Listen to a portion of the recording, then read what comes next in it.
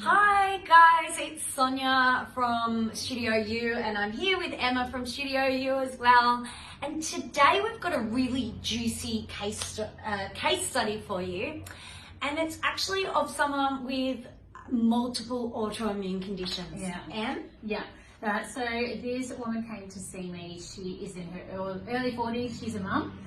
She was diagnosed with type 1 diabetes around 4 years ago. She also had Hashimoto's, which is an autoimmune condition of the thyroid. And we have talked about that quite a lot before.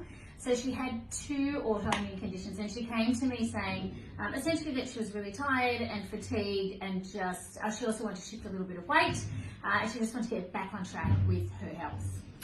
And what's amazing that this lady had actual data to give you about her blood sugars because she is a type 1 diabetic. And if you have a look, there's significant differences between the two reports. Do you want to just talk about that, Em? Yeah, exactly. So this one was on the 17th of July this year, and you can see that, you know, she's aiming to be around this zone here, and she's having high blood sugars, and then she's actually had a hypo down here. Yeah, so you can see that her blood sugar levels are sort of quite unstable. I mean, she has an insulin pump, so, you know, she's not in danger, but, you know, looking at those baseline blood sugar levels, they're not great.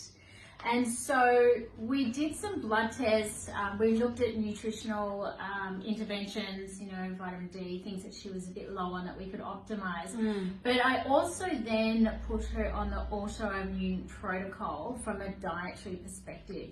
And the whole point of this intervention is to pull out and eliminate for a period of time any potential inflammatory foods. Now, with this protocol, you do need to take out things that, you know, can be tricky. Eggs, you know, legumes, lentils, you know, dairy, grains need to come out. And that is a big ask for a lot of people. Totally.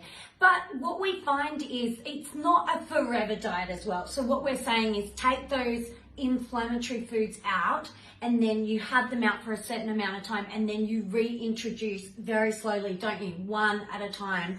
And then you really know what your trigger foods are as well. Yeah, exactly. And so I saw the patient, and then 3 weeks later I saw her again. Now, in that time frame, she'd lost 4 kilos on the scale. That is amazing. And I think that's inflammation coming down as well. For sure, there's that fluid retention picture as well. Yeah, and she hadn't increased her exercise. What she'd done was implement the changes to her diet that I'd recommended, so autoimmune protocol, and then looking at her blood sugar levels on the autoimmune protocol. Amazing. Yeah, so there's no hypos, it's much more steady and even.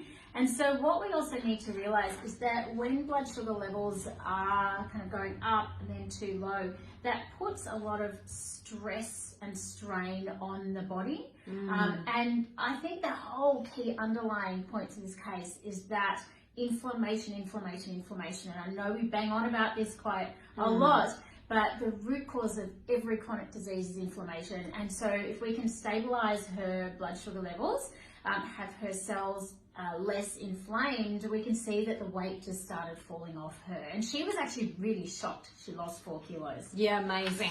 If you need some support with this is very, you know, specific, and don't try and do this. Do this under the guidance of someone. Shoot us a message and we'll help support you. Thanks.